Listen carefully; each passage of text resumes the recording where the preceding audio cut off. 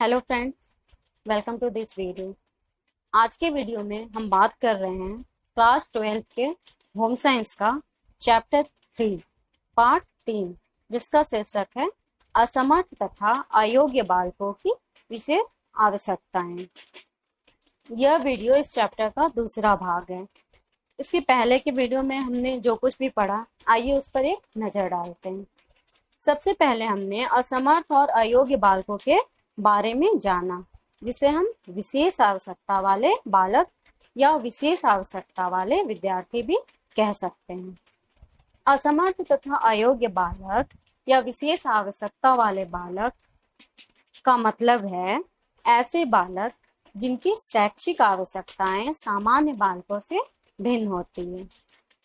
इसके बाद हमने पढ़ा कि विशेष आवश्यकता वाले बालकों के शिक्षा में क्या क्या बाधाएं आती हैं। इन बाधाओं में सबसे पहली बाधा है नकारात्मक सामाजिक अभिवृत्तियां।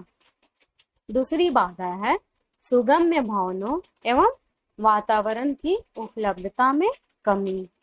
तीसरी बाधा है विद्यालयों में विशेष शिक्षक का अभाव। चौथी बाधा है विद्यालयों में उपयुक्त संसाधनों का अभाव। और इनमें सबसे महत्वपूर्ण है माता पिता की नकारात्मक अभिवृत्ति। इसके बाद हमने बात की थी असमर्थ और अयोग्य बालकों की शिक्षा को उन्नत बनाने के लिए क्या क्या करना चाहिए।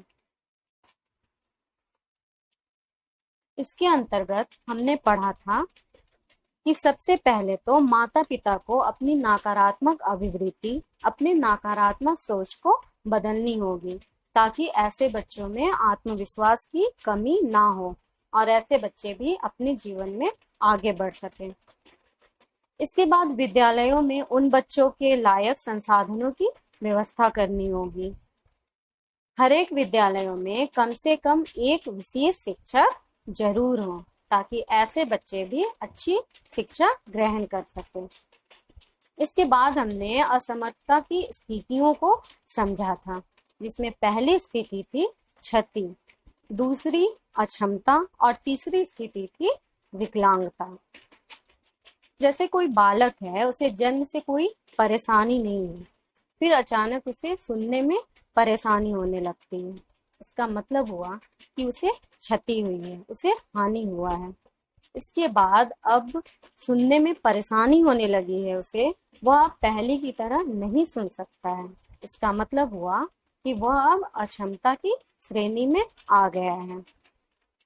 अब जबकि उसे सुनने में परेशानी हो रही है, यदि वह सड़क पर चल रहा है और उसे गाड़ी की आवाज सुनाई नहीं देती है, तो उसके साथ कोई भी दुर्घटना हो सकती है। इसका मतलब हुआ कि वह अब विकलांगता की श्रेणी में आ गया है। आज की वीडियो में हम पढ़ेंगे विशिष्टताओं के प्रकार के विषय में। प्रमुख रूप से अक्षमता निम्न क्षेत्रों से संबंधित होती है, जिसमें पहला है शारीरिक अक्षमता से युक्त बालक, दूसरा है मानसिक अक्षमता से युक्त बालक, तीसरा है सामाजिक अक्षमता से युक्त बालक। तो विशिष्टताओं के 3 प्रकार हुए। पहली विशिष्टता शारीरिक अक्षमता से युक्त बालक, दूसरी मानसिक अक्षमता से युक्त बालक और तीसरी है सामाजिक अक्षमता से युक्त बालक। आइए पहली अक्षमता के क्षेत्र के बारे में जानते हैं। शारीरिक अक्षमता से युक्त बालक, जिन बालकों में कोई शारीरिक दोष होता है और सामान्य क्रियाओं में भाग लेने से रोकता है, उन्हें शारीरिक रूप से अक्षम बालक कहते हैं और ऐसी अक्षमता को शारीरिक अक्षमता कहते हैं। इस प्रकार की अक्षमता में यह आवश्यक नहीं है कि मानसिक दृष्टि से भी न्यूनता पाई जाए। इन्हें दोषपूर्ण अंगों के कारण परिस्थितियों से समायोजन करने में कठिनाई होती है। दोषपूर्ण अंगों के कारण ऐसे बालकों में हीनता की भावना पैदा हो जाती है और वे अपने को समाज से पृथक समझने लगते हैं। उनमें आत्मविश्वास कम हो जाता है और वे दूसरों पर अधिक निर्भर रहते हैं। तथा वातावरण में परिवर्तनों से डरते हैं। अब आइए अपने बुक की तरफ चलते हैं।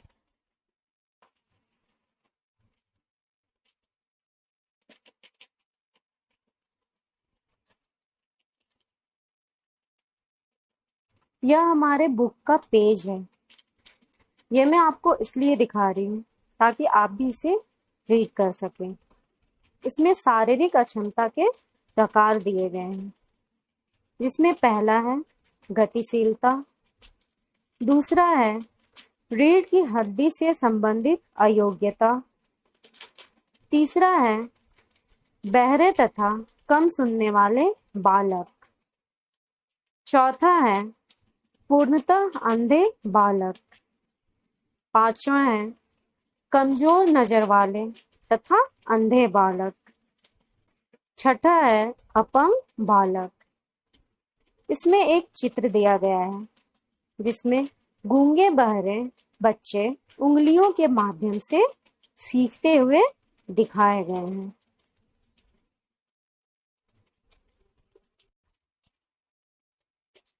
इसका मतलब हुआ कि जिन बच्चों में शारीरिक रूप से कोई क्षति हुई हो, फिर चाहे वो जन्मजात हो या किसी अन्य कारण से हो, जैसे हड्डी टूटने की समस्या, कम सुनना या बहरापन, अंधापन, कमजोर नजर वाले बालक, ये सब जो है वो शारीरिक अक्षमता से युक्त बालक की श्रेणी में आएंगे। सीधा सीधा इसका मतलब हुआ शरीर के किसी अंग से अक्षमता या विकलांगता का होना। अब इसमें आगे दिया गया है शारीरिक अक्षमता के प्रकार। शारीरिक अक्षमता से युक्त दोषपूर्ण अंगों वाले बालक निम्नलिखित होते हैं, जिसमें पहला है गतिशीलता, दूसरा है रीढ़ की हड्डी से संबंधित अयोग्यता, तीसरा है बहरे तथा कम सुनने वाले बालक, चौथा है पूर्णतः अंधे बालक, पांचवा है कमजोर नजर वाले बालक, छठा है अपंग बालक और सातवां है अन्य प्रकार। आइए अब इन सब के बारे में एक एक करके जानकारी हासिल करते हैं। सबसे पहला है गतिशीलता। अयोग्यता की इस श्रेणी में शारीरिक अयोग्यताओं से युक्त व्यक्ति सम्मिलित होते हैं। इसमें सम्मिलित है उच्च अवयव अयोग्यता तथा शरीर के विभिन्न अंगों के समन्वय की अयोग्यता। यह अयोग्यता जन्मजात या आयु समस्याओं के साथ उपार्जित हो सकती है। जिनकी हड्डियां टूटी हुई हो, ऐसे व्यक्ति भी इस अयोग्यता की श्रेणी में आते हैं। दूसरी जो श्रेणी है वह है रीढ़ की हड्डी से संबंधित अयोग्यता। रीढ़ की हड्डी से संबंधित क्षतियां कभी कभी जीवन पर्यंत अयोग्यताएं बन जाती है। इस प्रकार की क्षति अधिकांशतः गंभीर दुर्घटनाओं के कारण होती है। ये क्षतियां पूर्ण भी हो सकती है और अपूर्ण भी। अपूर्ण क्षति में रीढ़ की हड्डियों द्वारा भेजे गए संदेश पूर्ण रूप से होते नहीं हैं, जबकि पूर्ण क्षति में ज्ञानात्मक अंगों की पूर्ण अक्रियात्मकता हो जाती है। बहुत कम स्थिति में रीढ़ की हड्डी से संबंधित अयोग्यता जन्म की कमी से हो सकती है। आपने सुना होगा कि कभी कभी किसी बालक या किसी इंसान की दुर्घटना की वजह से रीढ़ की हड्डी में कुछ प्रॉब्लम्स आ जाती है, जिसके कारण वह चल फिर नहीं सकते और भी बहुत सारी दिक्कतें आनी शुरू हो जाती है। अगली जो श्रेणी है वह है बहरे तथा कम सुनने वाले बालक। यह रोग वंशानुगत भी हो सकता है तथा दोषपूर्ण वातावरण के कारण भी हो सकता है। कई बार कुछ गंभीर बीमारियों के कारण यह रोग हो जाता है। जरूरी नहीं होता कि जो इंसान बहरे होते हैं वो जन्म से ही वैसे हों। कभी कभी बड़े होने के साथ साथ कई तरह की परेशानियों से भी यह हो सकता है। बहरापन दो प्रकार के होते हैं। पहला है पूर्णतः बहरापन और दूसरा होता है कम सुनने वाले बालक। पूर्णतः बहरापन है क्या? जब नवजात शिशु के सामने किसी प्रकार की आवाज होती है तो वह तुरंत अपनी आंखें झपकाकर प्रतिक्रिया करता है और फिर जैसे जैसे वह बड़ा होता जाता है वह आवाजों को पहचानने भी लगता है। लेकिन यदि शिशु के सामने आवाज होने पर भी वह कोई प्रतिक्रिया नहीं करे तो इसका मतलब है कि वह पूर्णतः बहरेपन की श्रेणी का बालक है। और दूसरा है कम सुनने वाला बालक। कम सुनाई देना किसी भी आयु में प्रारंभ हो सकता है। बहरेपन कई कारणों से हो सकता है, जैसे प्रवाहक बहरापन तथा संवेदी तंत्रिकीय बहरापन व प्रवाहक तथा उपार्जित बहरापन। प्रवाहक बहरेपन में ध्वनि का प्रवाह बाहरी कान में हवा के द्वारा होता है। झिल्ली तक पहुंचने पर ध्वनि की तरंगें अर्धगोलाकार नलियों में द्रव्य का स्तर बदल देती है। बाहरी कान के हवा के रास्ते को चालकीय पथ कहते हैं। इसके कारण कान में मैल जमा होना, कान में कुछ गिरना, बाहरी कान में सूजन आदि हो सकते हैं। प्रवाहक बहरापन यूस्टेशियन ट्यूब में रुकावट पैदा कर सकता है, जिससे कान का तरल पदार्थ लेई की तरह गाढ़ा हो जाता है। इसे शल्य चिकित्सा द्वारा बाहर निकाला जा सकता है। संवेदी तंत्रिकीय बहरापन कान के पर्दे, कोकलियां, श्रवण नाड़ी तथा दिमाग के तंतुओं में खराबी के कारण होता है। ऐसा बहरापन जन्मजात या उपार्जित हो सकता है। जन्मजात बहरापन वंशानुगत दोषों के कारण हो सकता है। यदि गर्भ ठहरने के पहले 3 महीनों में गर्भवती महिला शीतला या पोलियो रोग से ग्रसित हो तथा उसका रक्त भ्रूण के अनुकूल नहीं होता है तो शिशु जन्म से बहरा हो सकता है। उपार्जित बहरापन संक्रमण जैसे खसरा, शीतला रोग, संक्रामक ज्वर अथवा मस्तिष्क की नाड़ियों में सूजन आने से शैशव काल में ही बहरापन आ सकता है। माइक्रोफोन तथा बैटरी आदि सामान्य सुनने के साधनों के कलपुर्जे हैं। सुनने में असमर्थ बच्चे ये साधन प्रयोग कर सकते हैं। ये साधन ध्वनि को ऊंचा उठा सकते हैं परंतु सुनने की कमी को दूर नहीं कर सकते। ये 3 प्रकार के होते हैं, जिसमें पहला है शरीर द्वारा धारण किए जाने वाले, दूसरा है कान के पीछे लगाने वाले और तीसरा है कान के अंदर लगाने वाले। सही समय पर तथा जल्दी पता चल जाने से बच्चों में पैदा होने वाली कुंठा तथा मानसिक आघात को कम किया जा सकता है। बधिर बालकों को पृथक विद्यालयों में शिक्षा दी जाती है, परंतु कम सुनने वाले बालकों को सामान्य बालकों के साथ शिक्षा दी जा सकती है। इन बालकों को कक्षा में आगे बिठाना चाहिए जिससे ये स्पष्ट सुन सके। कम सुनने वाले बालकों को शिक्षा प्रदान करने के लिए निम्नलिखित विधियों का उपयोग किया जाता है, जैसे भाषा चिन्ह विधि, श्रव्य दृश्य विधि, श्रवण विधि। इन बालकों की शिक्षा चार्ट तथा नक्शे के माध्यम से होनी चाहिए। इनके साथ माता पिता तथा परिवार वालों को भी स्नेहपूर्ण व्यवहार करना चाहिए। अगली जो श्रेणी है वह है पूर्णतः अंधे बालक। इन बालकों में देख सकने की योग्यता नहीं होती है। इन बालकों के लिए पृथक स्कूल होना चाहिए। इनको पढ़ाने के लिए खेल विधि का प्रयोग करना चाहिए। इनके लिए रिकॉर्डेड टेप्स या मॉडल का प्रयोग कर सकते हैं। इन्हें संगीत शिक्षा में निपुण बनाया जा सकता है। इन बालकों को हस्तकलाएं भी सिखाई जा सकती है। इन बच्चों में खेलों का विकास करने के लिए ऐसे साधनों का प्रयोग करना चाहिए जो आवाज करते हैं। अंधे लोगों के पढ़ने लिखने के लिए श्रवण संबंधी तथा निपुणता युक्त सहायताएं देनी चाहिए।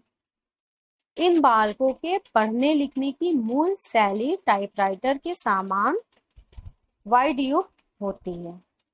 इन बालकों के साथ सदैव सहानुभूतिपूर्ण व्यवहार करना चाहिए। स्नेहपूर्ण व्यवहार के अभाव में इनमें हिंसा की भावना का विकास बहुत शीघ्र हो जाता है। उचित प्रयास तथा वातावरण प्रदान करने से ये बालक आत्मविश्वास के साथ जी सकते हैं। इसका मतलब हुआ वैसे बालक जो देखने में असमर्थ हो वो पूर्णतः अंधे बालक की श्रेणी में आते हैं। ऐसे बालकों के लिए शिक्षा के लिए अलग प्रबंध करने की आवश्यकता होती है। इनके लिए अलग स्कूल की व्यवस्था करनी होती है। ऐसे बालकों के साथ हमें हमेशा प्यार से और सहानुभूति के साथ पेश आना चाहिए। उन्हें कभी भी घृणा या हिंसा की भावना से नहीं देखना चाहिए। हमें कोशिश करनी चाहिए कि ऐसे बच्चों में आत्मविश्वास की कभी भी कमी ना हो। अगला जो श्रेणी है वह है कमजोर नजर वाले तथा अंधे बालक। अंधता पूर्णतः हो या आंशिक, यह जन्मजात हो या किसी दुर्घटना के फलस्वरूप हो गई है।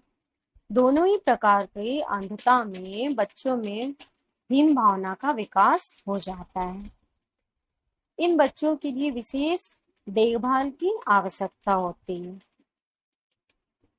कमजोर नजर वाले बालकों के लिए निम्नलिखित व्यवस्थाएं की जा सकती हैं, जिसमें पहली है इनका पाठ्यक्रम, कक्षा तथा विद्यालय पृथक होना चाहिए। मतलब इन्हें अलग स्कूल की व्यवस्था करनी चाहिए इनके लिए।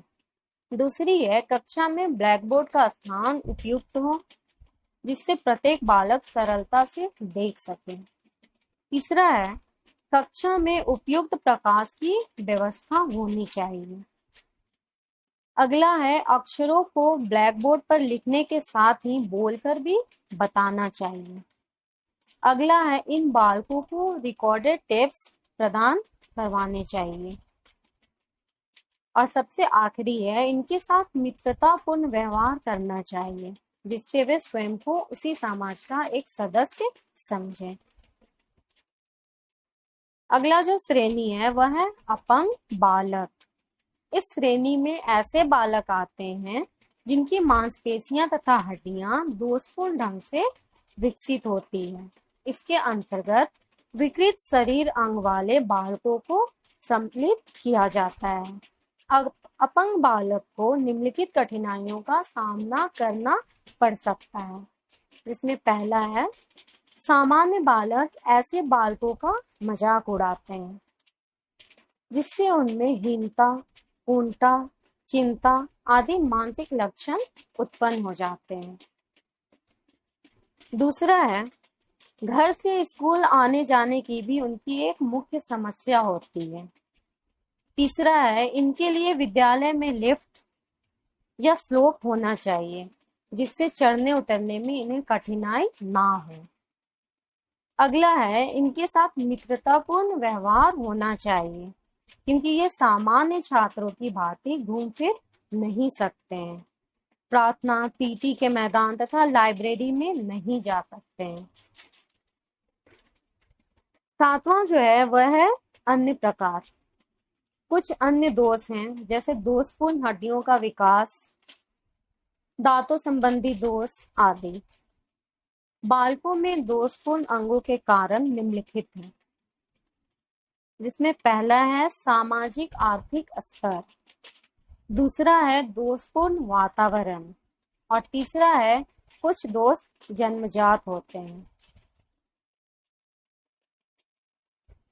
पहले कारण की तरफ चलते हैं। पहला है सामाजिक आर्थिक स्तर। निर्बल आर्थिक सामाजिक स्तर के बालक उच्च सामाजिक आर्थिक स्तर वाले बालकों की अपेक्षा अधिक अपाहिज पाए जाते हैं। दूसरा जो है वह है दोषपूर्ण वातावरण। अधिक बीमारी तथा दुर्घटनाओं के कारण भी अंग दोषपूर्ण हो सकते हैं। दोषपूर्ण वातावरण में निवास करने वाले लोगों को प्रतिदिन शारीरिक विकलांगता का भय बन जाता है। अगला जो है वह कुछ दोष जन्मजात होते हैं। ये दोष वंशानुक्रम के कारण होते हैं या प्रसव क्रिया के दौरान चोट या किसी आघात के कारण उत्पन्न होते हैं। आगे दिया गया है दोषपूर्ण अंगों वाले बालकों की आवश्यकताएं। दोषपूर्ण अंगों वाले बालक को क्या क्या आवश्यकताएं होती हैं, जिसमें पहला है इन बालकों में दोष के कारण हीनता की भावना उत्पन्न नहीं होने देना चाहिए। दूसरा है प्रारंभ में इन बालकों में सामाजिक अलगाव की भावना विकसित होती है, इसलिए अन्य लोगों को इनकी आलोचना नहीं करनी चाहिए। तीसरा है ऐसे बालकों को उपयुक्त मात्रा में कौशलों को सिखाना चाहिए। अगला है दोषपूर्ण अंग वाले बालकों को व्यक्तित्व तथा विशेष रूप से आत्म प्रत्यय भी सामान्य ढंग से विकसित करने के प्रयत्न करने चाहिए। अगला है इन बालकों में पर्याप्त मात्रा में रुचियों का विकास करने हेतु इनके साथ अन्य बालकों की भांति व्यवहार करना चाहिए। अगला है इन बालकों का समायोजन दोषपूर्ण हो जाता है, जिससे समायोजित करने का प्रयत्न करना चाहिए। और सबसे आखिरी है ऐसे बालकों का व्यक्तित्व सामान्य ढंग से विकसित करने का प्रयास करना चाहिए। हमारे बुक में जन्मजात अंधता एवं अर्जित अंधता में अंतर दिया गया है। इसे मैं एक एक करके रीड कर रही हूँ। पहला है इन बालकों में जन्म से ही नहीं देख सकने की अयोग्यता होती है, यह जन्मजात अंधता। और अर्जित अंधता में इन बालकों में बाद में किसी दुर्घटना के कारण अंधता आती है। जो दूसरा अंतर है वह है जन्मजात अंधता में इन बालकों की शिक्षा के लिए विशेष शिक्षा की आवश्यकता होती है। और अर्जित अंधता में है दूसरा अंतर, इन बालकों की शिक्षा के लिए विशेष आवश्यकताएं नहीं होती है या नहीं करनी पड़ती है। आज की इस वीडियो में हमने विशिष्टताओं के प्रकार के विषय में अध्ययन किया, जिसमें पहला प्रकार है शारीरिक अक्षमता से युक्त बालक, दूसरा प्रकार है मानसिक अक्षमता से युक्त बालक और तीसरा है सामाजिक अक्षमता से युक्त बालक। आज हमने शारीरिक अक्षमता से युक्त बालक के विषय में अध्ययन किया। इसके बाद हमने शारीरिक अक्षमता के प्रकार को देखा, जिसमें पहला प्रकार था गतिशीलता, दूसरा है रीढ़ की हड्डियों से संबंधित अयोग्यता, तीसरा है बहरे तथा कम सुनने वाले बालक, चौथा है पूर्णतः अंधे बालक, पांचवा है कमजोर नजर वाले तथा अंधे बालक, छठा है अपंग बालक और सातवां है अन्य प्रकार। इसके बाद हमने बालकों में दोषपूर्ण अंगों के कारण को भी देखा और इसके बाद हमने दोषपूर्ण अंगों वाले बालकों की आवश्यकताओं के बारे में अध्ययन किया। आज के वीडियो में बस इतना ही। अगले वीडियो में हम अगले दो प्रकार मानसिक अक्षमता से युक्त बालक और सामाजिक अक्षमता से युक्त बालक के विषय में अध्ययन करेंगे।